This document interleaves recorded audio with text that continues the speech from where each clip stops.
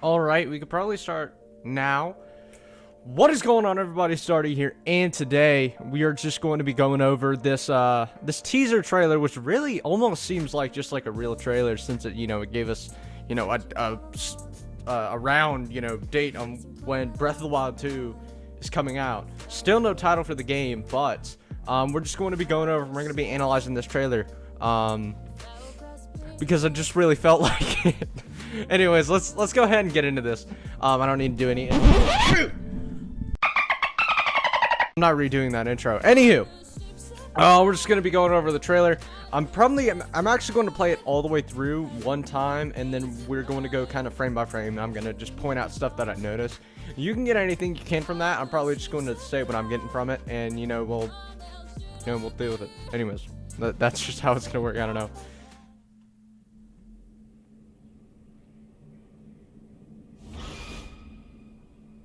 See, that's interesting though. That's interesting. And now, dehydrated Granon. What? Drink some water, jeez.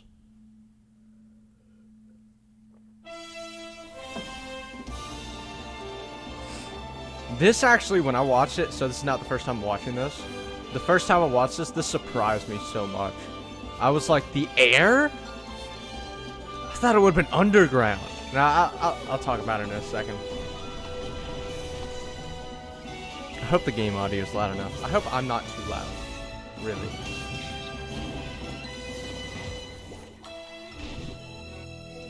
And this is weird to me too. It's crazy. And this is like the same kind of distorted music from the first teaser trailer.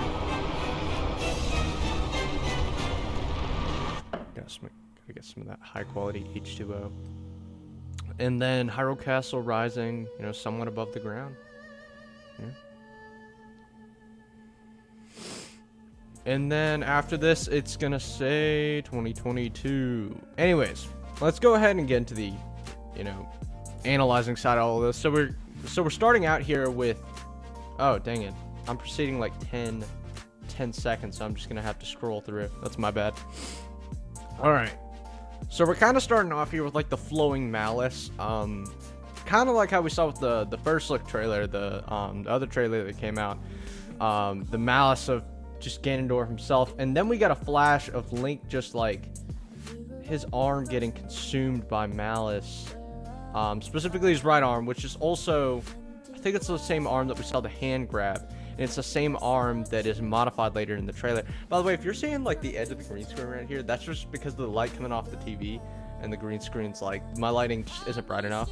It's gonna need to be something I just adjust. But I've just noticed that it's latching onto the same hand, so possibly Link's arm is getting injured by the malice corrupting it, and this green hand that's holding Ganondorf back ends up carrying his hand, but also becomes a part of it and allows him to use abilities that he could use when he was using the Sheikah Slate.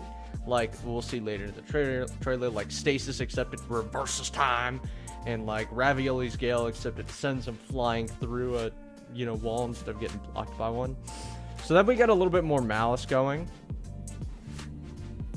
and then we get where is it? We get the what I like to call the Ganondorf scare. Alright, no, actually, what would probably help? Let me move my cup really quickly. The high quality H2O. We're actually just gonna put this at like half speed. Yeah, there we go. So, we see dehydrated Ganon standing up, because the only thing we saw last time was his neck cracking or whatever, and he comes back to life.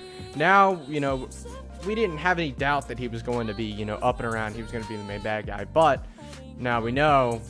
He's doing some crazy stuff. Anyways, so it kind of goes on with more malice, and then it lands us at this scene right here. So this could mean multiple things.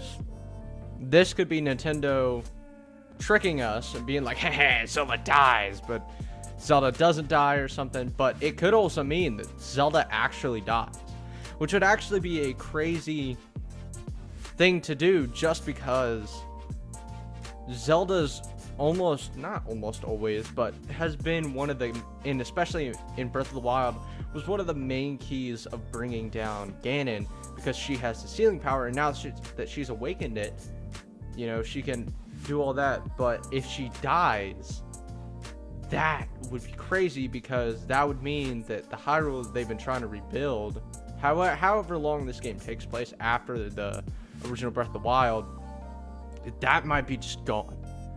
Because Hyrule Castle rises, as we say at the end of the trailer, and Zelda dies, which means that the only thing we've got is the Master Sword, and we don't even see him. I don't think we even see Link wielding the Master Sword. I guess we'll see, but I don't know.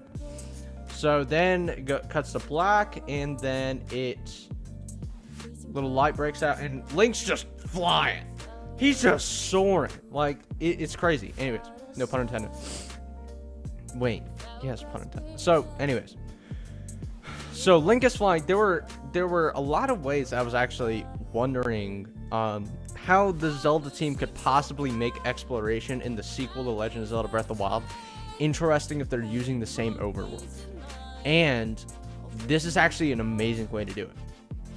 But before I go any further with the sky part of this whole scene, I kind of want to go over Link's clothes. Let me get a better angle. So, I don't know if this is really Link, but we don't see him in these same clothes later in the trailer. We actually see him in the clothes that he's in when he's going exploring with Zelda. So, this might either, actually, it could be Link. It could still be Link, but he's got the same hair, he's got all that, but it's weird, because a lot of people are going to jump and say Zonai, and it might be. But I can't be sure if, like, what's going on, really. Story-wise, I don't know why he would be in these clothes. Maybe there's, like, a colony of people that live in the air that give Link accessibility somehow, or his arm gives him accessibility to, you know, get up into the air and travel throughout these islands. Kind of like how you did in Skyward Sword, except, you know, without a Loftwing. Man, if Loftwings came back, that'd be so cool. Side note. Anyways, so I just kind of want to go over that for a second. Like, he also has, like, Zonai, like, tattoos. Like how the Barbarian armor gave him tattoos. It's interesting. So then we see him again with new equipment, new paraglider, and a new shield, and all of that. His arm, I do not believe, I can't tell if that's the Master Sword. Cannot tell. That might not be. I think he has a blade of something, like something on him. So then this is just some scenery from some of the islands at, you know, I think Dusk. But this is really beautiful. Like, throughout when I was watching the trailer, like, this is just really beautiful scenery, honestly. So we keep going, just really distorted. So this is actually, what was that? So this seems like it could be like a boss.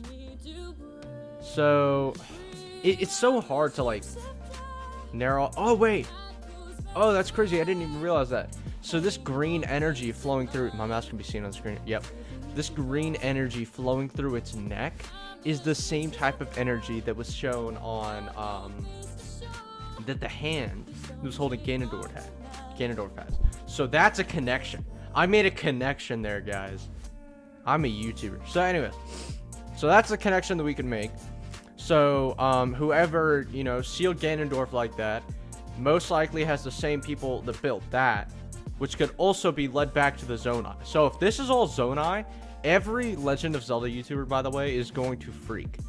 I'm not really a Legend of Zelda YouTuber, even though I like you know, doing this and acting like I am. But this is actually super interesting. So this is just a Bokoblin. Okay, really quickly, actually, before I go on to this, look at Link's clothes. Look at Link's clothes. It's different again. It's the same. It's his same clothes that he has on when. Wait, let me go back to it. When he's going exploring with Zelda.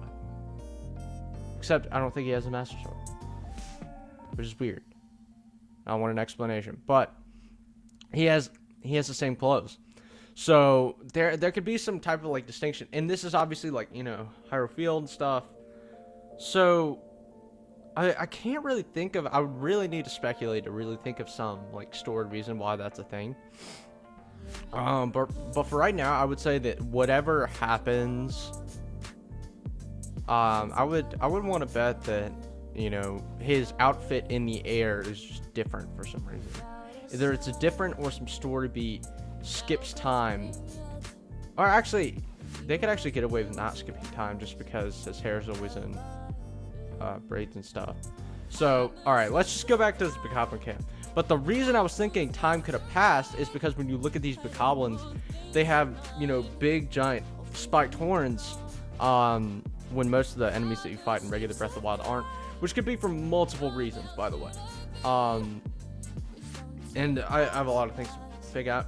Probably the most, my two best theories on that is that either Ganon's influence, Ganondorf waking up and spreading his malice everywhere, has not only made them more intelligent to put themselves on top of another enemy to gain better ground and to gain better defense, but has also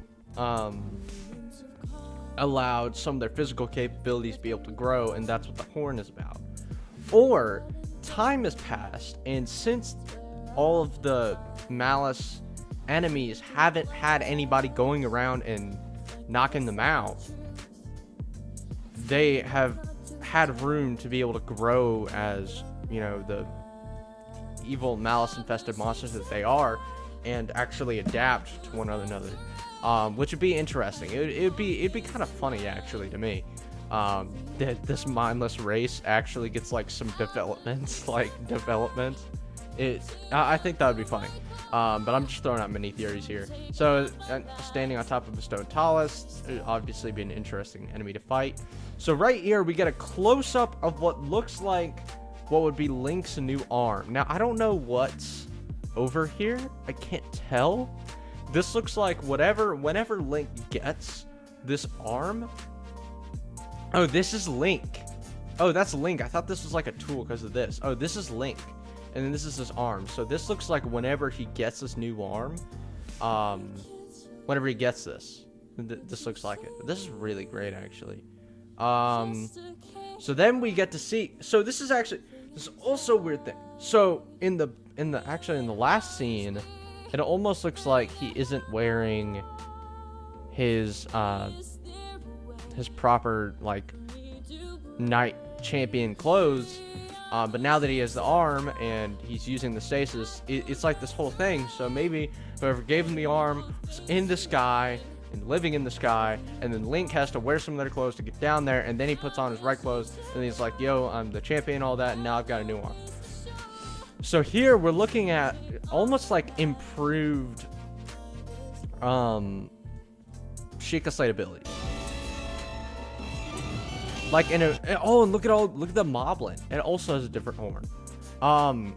But it looks like whatever this arm is giving them the ability to do, it's almost giving them like upgraded Sheikah Slate abilities, not only making stasis be able to stop time, but to reverse it as well on an object, which is actually really awesome. Whatever this is, this also looks like a boss. Wish I could go frame by frame properly. What is this? So this could be a something pointing towards there being dungeons again, because you know in traditional Legend of Zelda fashion, you go into a dungeon, you search around for a little bit, you get a map, and then you find a tool for the dungeon, and with that tool for the dungeon, you go around and you'd be able to solve puzzles that you weren't able to solve before, and then you'd be able to beat the boss with the tool. And this seems like it could be that. Seems like it could be a tool like that. I'm just speculating. This seems like a boss or a mini boss, really, of sort. And it looks like it's on fire, whatever that did. So it's interesting. So this is another example of his arm reversing time, probably in the cutscene when he figures it out. Right. So this, when I first saw it, first of all, again, green energy flowing around, swirling around, just like the energy the hand looked like that was holding down Ganondorf. Again, another connection to his arm. And it almost, the first time I saw this, it almost looked like to me that he was using Ravioli's Gale.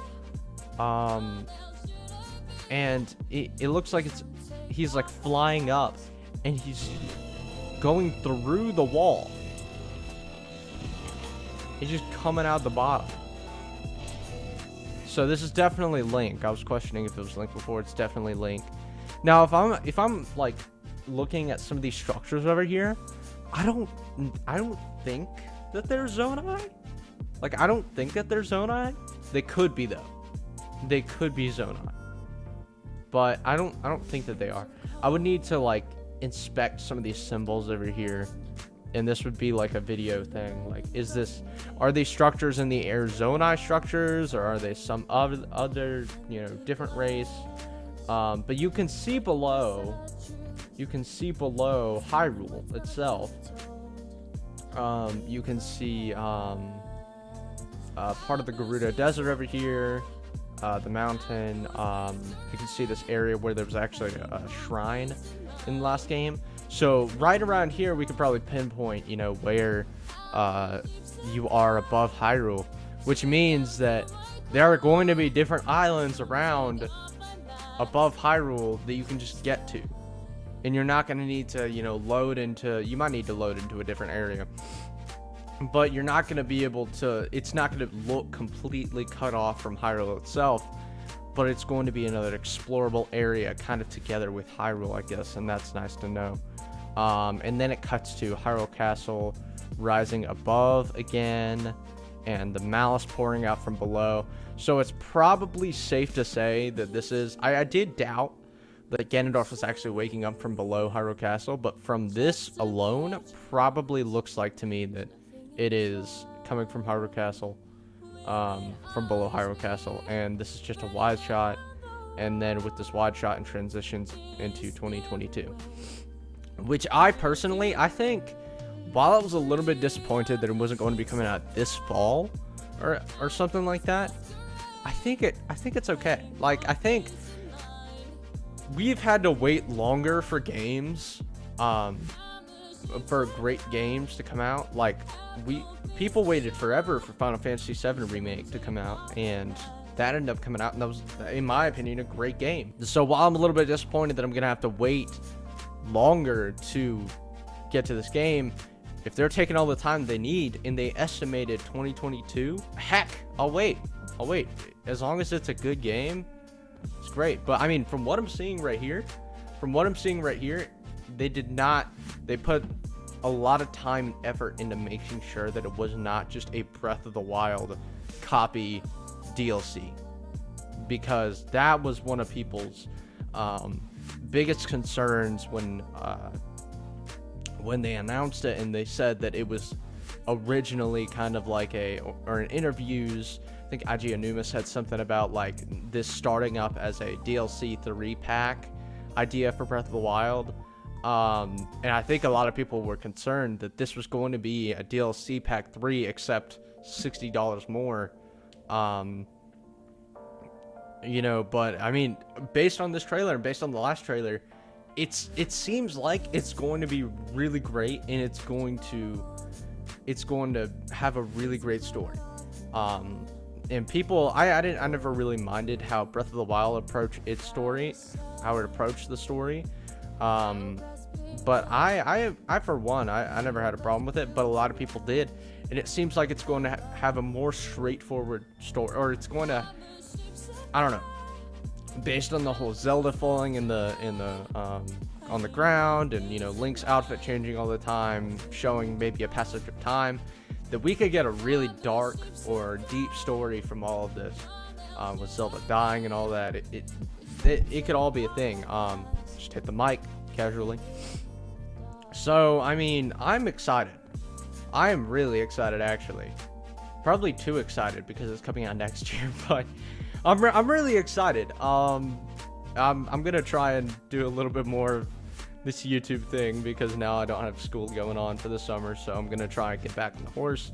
I thank you guys so much for watching. If you watched this far into the video and me going on little rants, little minute 38 from a little minute 38 trailer, minute 30 a second trailer. I'll see you guys next time. Have a great day. Peace. Bye.